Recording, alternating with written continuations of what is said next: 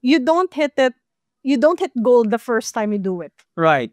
Pila ka videos, unsa ka dugay, bago mo naka-ano ng, let's just say, nakakuha ng, I don't know, network for it, or bago mo nakita na, hala, na ay nagatanaw sa kong mga videos, or daghan nag-share.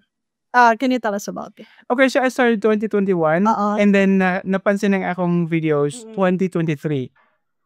Imagine kung unsa kalayo ang akong gitrabaho, unsa kadugay akong gitrabaho, aya pa ko napansin. I mean, aya pa na ay naka-notice ako ang uy, Tato is uploading videos. Something in ana. So, dugay siya, dili siya in ana ka dali.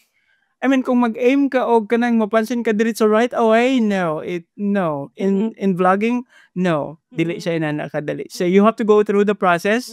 Kinahanglan kag pasensya, and you have to be very consistent kay para mapansin ka o makita ka sa mga tao nga kanang willing mo support sa imuha.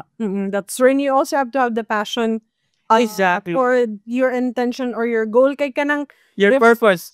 your purpose, exactly. Kay kung sa sugod lang kanang gusto lang nimo makakwarta, it's not, for some people it's enough motivation, for some it's not. Na ay on my 10th video, ay wala may tan-aw, wala may kanang hitdan Nag-give up na ka. But for Kuya Tats, it's typically it's 2-3 years, close to 3 years. Exactly, right. Na bago nagkaroon ng ng let's just say bunga. Pero wala pa ko na monetize right away. Ang na kuan pa lang siya, napansin pa lang gid ang akong kuan, and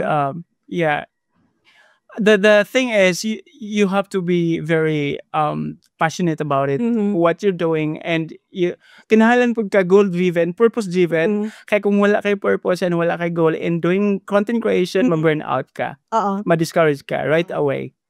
Kay kung magkuan kag like gusto ko musikat lang, no. I mean, eventually kung musikat ka mo fade man gud gyapon na kay dili man maglast ang imong fame. Kung dili mo ma-sustain. Kung dili mo ma-sustain.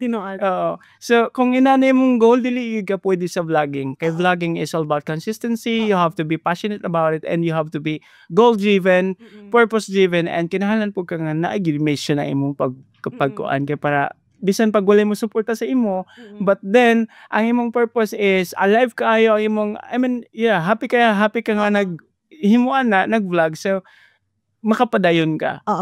Og mag-reflect man sa imong video na you're happy with what you're doing. I am so happy. Yeah, thank you so much. Kanang I enjoy, guys, you should check out Kuya Tato's vlog.